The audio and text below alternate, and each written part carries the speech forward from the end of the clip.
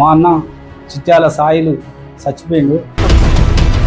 మా పెదనాయన కొడుకు రామచంద్రు 15 సంవత్సరాలు సర్పంచ్గా ఉండి మమ్మల్ని అందరినీ చచ్చిపోయిండని ఆయన మొత్తం పెత్తానం చెలాయించుకుంటా మమ్మల్ని ఎక్కడ పోయినా అసలు ఎక్కడికి రానియకుండా అనగదొక్కుకుంటా మమ్మల్ని ఎక్కడోళ్ళని అక్కడ ఉంచి ఆయన ఒక్కడే పెత్తానం బాగా చెలాయించుకుంటా చేసిండు. తెలంగాణ కానీ ఆంధ్రాకి కానీ ఎక్కడికి రమ్మన్నా, పల్లెటూరికి కానీ మామూలు ఊరికి రమ్మన్నా నేను అక్కడికి వస్తా. వీర పోరాటాల గడ్డ భూమి కోసం, భూమి విముక్తి కోసం, భూ పోరాటం నుంచి వచ్చిన చాకలి ఏలమ్మ రామచంద్రారెడ్డిని బాబుదొరను గడగడలాడించిన వాళ్ళ మనవరాలిగా నేను. రామచంద్ర బాబాయ్ అనేది మమ్మల్ని ఎదగనకుండా మా రెండో పిచ్చయ్య రామచంద్ర అన్నకు తను అన్న పిల్లలు కాదు, తను ఒక్కడే ఐలమ్మ వారసులము చాలా మంది మేము ఉన్నాం.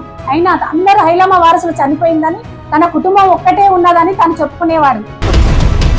తన కోడలు శ్వేత, ఆమె అసలు వారసురాలే కాదు. చిట్యాల శ్వేతకి మహిళా కమిషన్ ఇవ్వడానికి అర్హురాలు కాదు. ఎందుకనగా ఆమె చిట్యాల ఐలమ్మ ఇంటికి వచ్చిన కోడలే తప్ప వారసురాలు కాదు.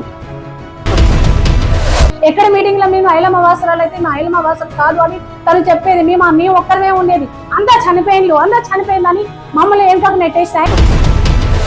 ఇప్పుడు మా వదిన శ్వేత మా ఇంటికి వచ్చిన కోడలు, ఆమె మా ఇంటి కోడలే అవుతుంది కానీ ఐలమ్మ వారసురాలు కాదు.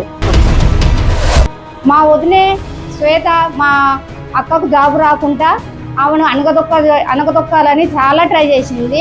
ఆమెకు ఏది రాకుండా మా బాబాయ్ అప్పుడు కేసీఆర్ ఉన్న ప్రభుత్వం ఉన్నప్పుడు ఆమెకి ఏం రాకుండా అనగదొక్కి ఆమెకు అంగన్వాడీ పోస్ట్ రాకుండా చేసిండు. మాకు జాబులు రాకుండా చేసి తను ఆగం చేసి మా కుటుంబాన్ని మా పిచ్చోని వేసి మమ్మల్ని అది చేసి జాబులు రాకుండా దయగరవ సారస ఆమె ఐలమ్మ వారసురాలు కాదు, ఆమె కాదు, మేమే వారసులం అని చెప్పుకుంటా పోయేదే విగ్రహం పైన మమ్మల్ని రానియపోయింది, అనగదొక్కేది మొత్తం. అయినా నేను ముందుకు వెళ్ళేదాన్ని. శ్వేతకి సన్న మహిళా కమిషన్ది సంధ్యారానికి ఇవ్వాలని మా ఫ్యామిలీ తరపు నుండి మేమందరం కోరుకుంటున్నాము. చిట్యాల జంపయ్యను మా ఫ్యామిలీ తరపు నుండి మేము అధ్యక్షునిగా ఎన్నుకున్నాము. అలాగే సీఎం రేవంత్ రెడ్డి గారు ఈ వారసులు ఎవరు అనేది పర్టికులర్గా గుర్తించి ఎవరు దీనికి అసలైన వారసుడు ఎవరో గుర్తించి పదవి ఇవ్వాలని సీఎం రేవంత్ రెడ్డిని కోరుకుంటున్నాము. ఈరోజు వరకు మా పెదనాన్న ఇంతవరకు వారసులు లేరని చెప్పిండు. ఇంకా మేము వారసులు ఉన్నాం, ఆయన గుర్తించలేదు. ఆయన తర్వాత వాళ్ళ కోడలు వచ్చి నేను అసలైన వారసురాలు అనుకుంటుంది, అది కరెక్ట్ కాదు. శ్వేతకు మహిళా కమిషన్ సభ్యురాలుగా ఇవ్వద్దని మేమందరం మా కుటుంబ సభ్యులందరం కోరుకుంటున్నాం.